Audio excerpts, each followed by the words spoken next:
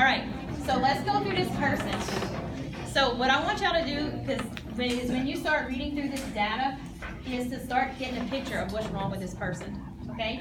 So you have a 74-year-old patient who had an open reduction internal fixation of a neck fracture. So right away, what are you already thinking? An ortho surgery, right? So DVT, high risk already. So subjective data, she had a left fracture. She has pain in her left leg of a 4, 5, and then she has pain in her left calf of a 3.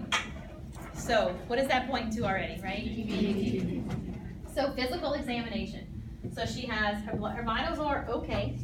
Her O2 sat is a little bit low, right? Apical pulse, 64. What's this? Irregular. What could that mean? AFib, yes. So she's awake, alert, and oriented. She has erythema to the left lower extremity, right? Would you expect that from her surgery? Maybe, but what else could it be, right?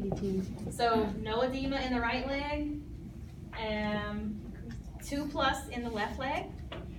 Pedal pulses, 3 in the right, 1 in the left. So this is not really affected by arterial flow, right? As it is what? The edema, right? The edema is causing her pulse to be not as good.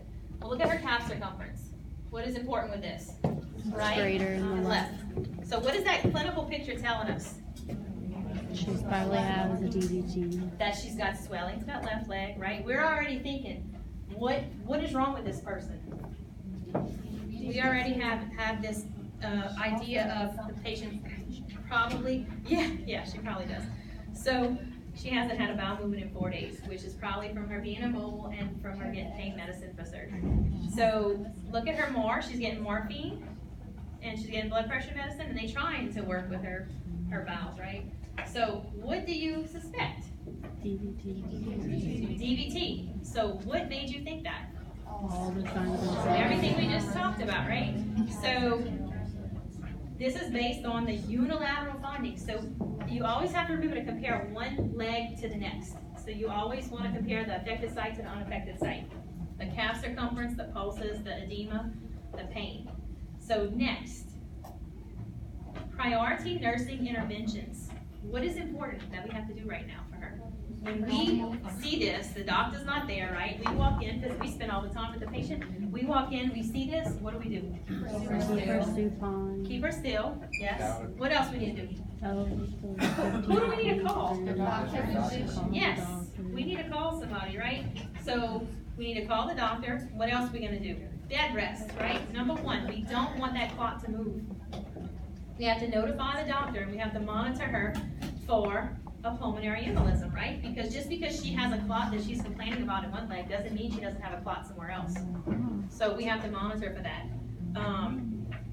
Next, using S-bar. Have y'all heard about S-bar yet?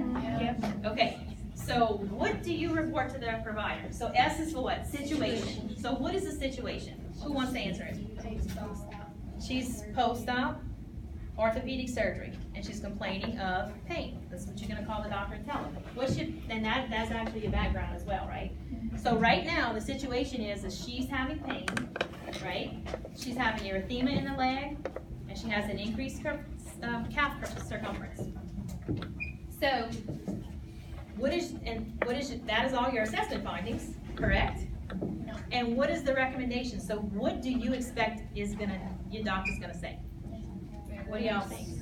Anticoagulants, yes. So you would anticipate diagnostic testing and anticoagulants. Change,